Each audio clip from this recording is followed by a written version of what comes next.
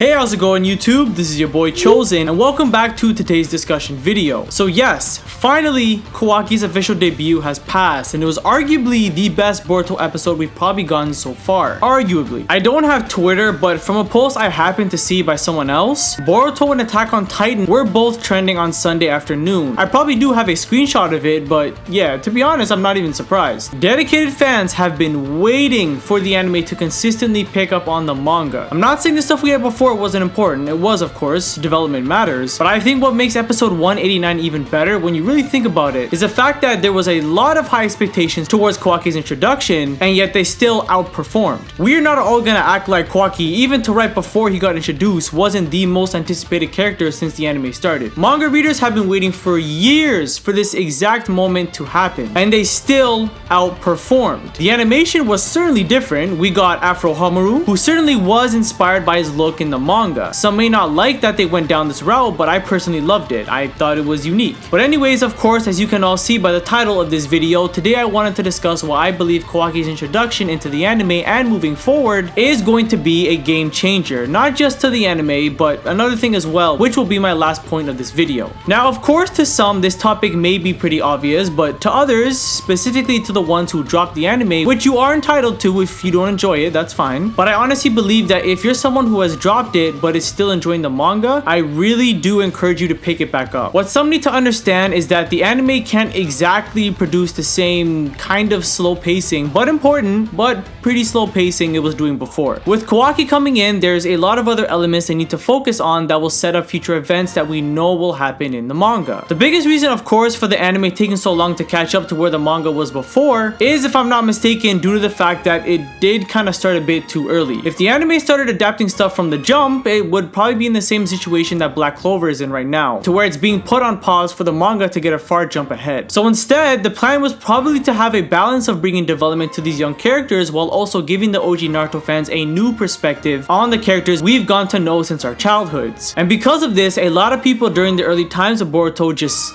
couldn't watch it. There was development, just no stakes. So every time there was conflict put on a certain character at a position to rather go beyond themselves or reevaluate or whatever the case may be, at the end of the day, it was pretty obvious what would happen and it would be fairly consistent. Team 7 or whoever was part of that arc would come together in the end even if they were split, and somehow in some way the villain would die or be taken down by the power of friendship or believing in one another. Although to me, I didn't mind it. I fully understood majority of what lesson or story these arcs were trying to tell. I mean, if I couldn't, I probably wouldn't have watched every single episode from beginning until end. There were even some filler arcs in Shippuden to this day I just couldn't put myself to watch. Now, although this may be the case, at least through my perspective, I think the benefit of always seeing Team 7 prosper and overcome every villain they encounter, which if I'm not mistaken, they had a perfect record before an incident where they almost died. But the benefit of all this was shown in the Team 7 versus Deepa fight, the very first one. In that fight, Sarada sacrifices herself for Boruto to get a successful blow. Remember what I said about trusting in one another and friendship and all that stuff. And eventually, you know, leading up to the villain's death. But for the first time, this didn't work. The anime did such a great job of tricking the audience, especially the ones who stuck by Boruto from the beginning till that moment, by, you know, having the typical final Boruto Rasengan soundtrack, the villain screaming in anguish, Boruto surpassing his limits, just for Deepa to laugh off the Rasengan, because that's literally what he did. He laughed and then it deactivated. Boruto at that point was in fear. Out of confusion is what I like to say. Because things didn't go his way or work like he's used to, he didn't know what to do past this point. Because like I said many times, it's usually, you know, Team 7's back in action. Hey, Mitsuki, let's support Boruto for the final attack. Or Boruto and Mitsuki supports her, and that's how they win it. And to be fair, you know, they are prodigies in a time of peace, which is why their record was so perfect, but also why they have no experience in these kind of situations. So Boruto being scared to death to the point where he couldn't move was an expected reaction. And not only that, but this also showed the anime onlys who don't know how much crazier the story gets that this Kara organization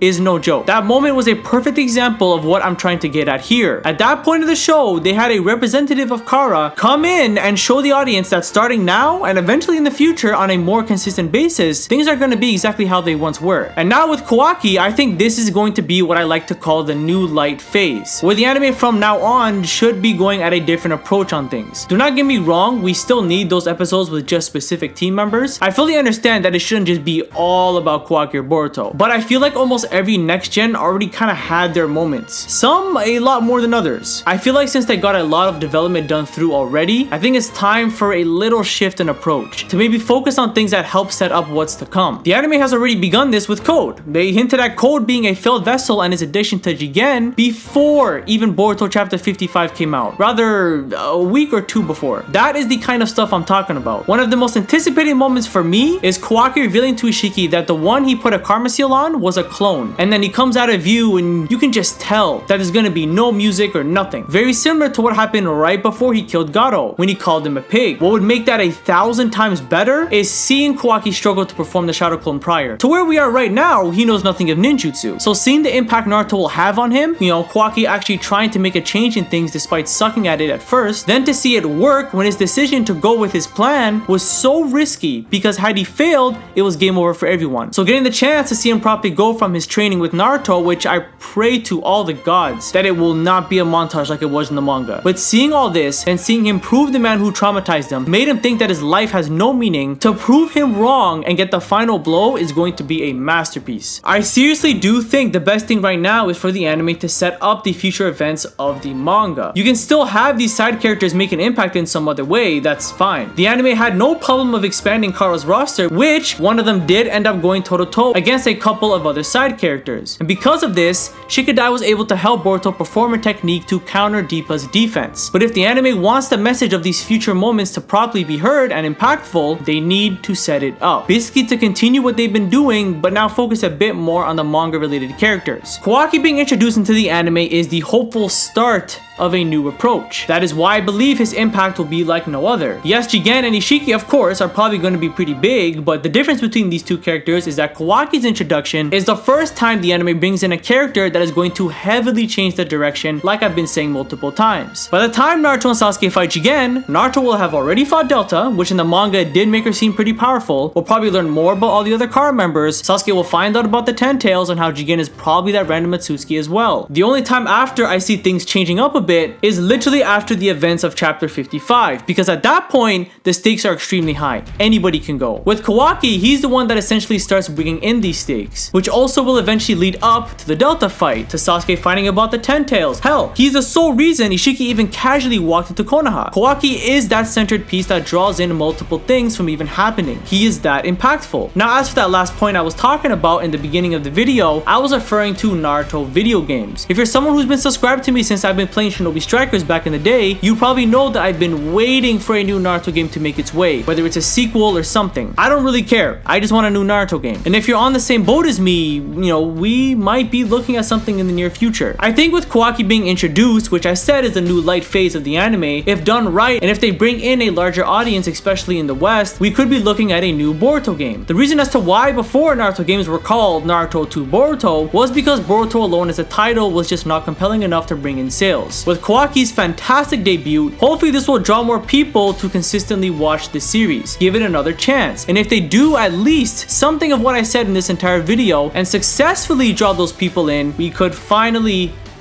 be looking at that new game. I am keeping my fingers crossed for it. But yeah, that is going to do for today's video. Let me know how you guys feel about today's topic, and if you disagree, be sure to let me know why in the comments down below. Thank you all for watching until the end, and I'll catch you on the next one.